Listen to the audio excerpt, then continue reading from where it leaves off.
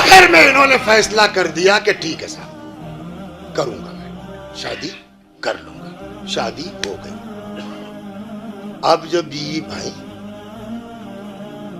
کیا نرگسی آنکھیں ہیں، تو پورے گاؤں میں اتنی خوبصورت عورت نہیں آئی ہوگی۔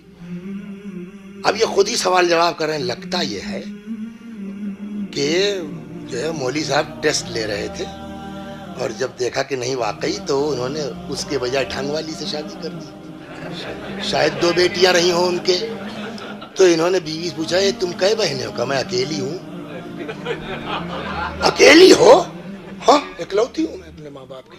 کہ میں تمہارے ابا تو کہہ رہے تھے کہ تم اندھی ہو، اپاہج ہو، یہ ہو وہ۔ کہنا ابا صحیح کہہ رہے تھے، تم نہیں سمجھے۔ ابا صحیح کہہ رہے تھے، تم نہیں سمجھے۔ کیا مطلب؟ کہ ابا نے کیا کہا اندھی ہوں؟ کہا کہا اندھی ہوں نامحرم کے لیے۔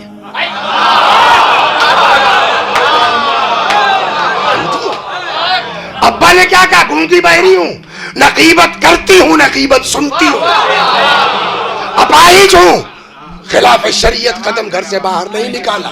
تو میں نے باپ کا مطلب نہیں سمجھ پائے۔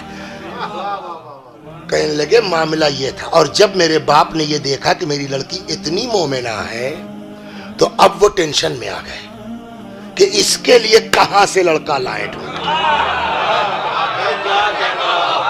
ان سے کہیں گے یہ اپنے حساب سے بتائیں گے، ان سے کہیں گے یہ اپنے حساب سے بتائیں گے، ان سے کہیں گے یہ اپنے حساب سے۔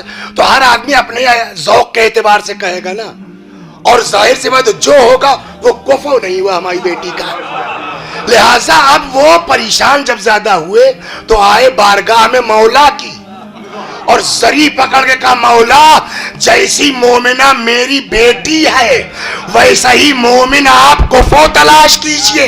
لہذا ہم لوگ یہ سمجھے کہ تم نے سیب نہیں کھایا، میرے باپ کی 2